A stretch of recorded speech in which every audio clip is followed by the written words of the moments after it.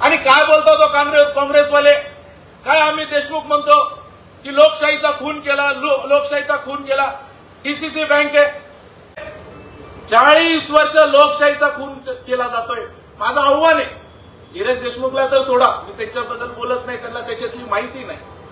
माझं आव्हान आहे, ज्यांना सहकार महर्षी म्हणून म्हटलं जाते, सन्माननीय दिलीपरावजी देशमुख साहेब, ज्यांना त्याच्यातला अभ्यास आहे, त्यांनी म्हणतात ही बँक ही शेतकऱ्यांची बँक आहे असं त्यांनी म्हणतात, शेतकऱ्यांच्या हितासाठी बँक आहे अशी त्यांनी म्हणतात.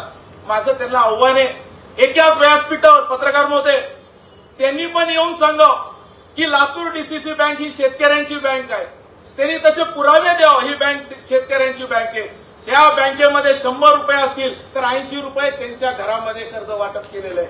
मांजराला दिलेलं आहे, जागृतीला दिलेलं आहे, अॅग्रोचे कोणतं इथे एक नवीन देश अॅग्रोला दिलेले.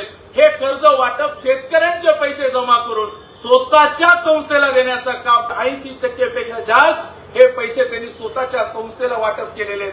आणि काय घोषणा केली की आम्ही 5 लाखापर्यंत शेतकऱ्यांना कर्ज वाटप करू बिनव्याजी.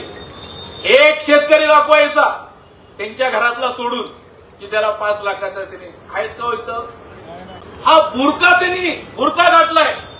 आणि राजा माझी विनंती आहे, तुम्ही सरकारमध्ये ह्या लोकांना जे अवॉर्ड दिलेत ना, सहकार महर्षी, चांगली बँक चालवली म्हणून, कशाची बँक चालवली यांनी स्वतःच्या घरात चालवले, त्यांचे स्वतःचे कुटुंब चालवले.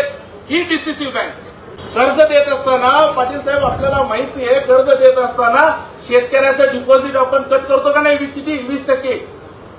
ते 20% कट करत करत करत जवळपास 2,500 कोटी रुपये यांच्याकडे जमा झाले. ते कुठे गेले याचा प्रश्न हे देखील आता आपल्याला येणाऱ्या काळामध्ये बघावं लागणार आहे, लक्ष घालावं लागणार आहे. अभिमन्यूजी, आपण सर्वजण मिळून याच्यात जर लक्ष घातलं तरी शेतकऱ्याची बँक शेतकऱ्यांच्या ताब्यामध्ये आपल्याला आणता येईल. हे सर्वांनी आपण त्या ठिकाणी ठरवावं लागतं.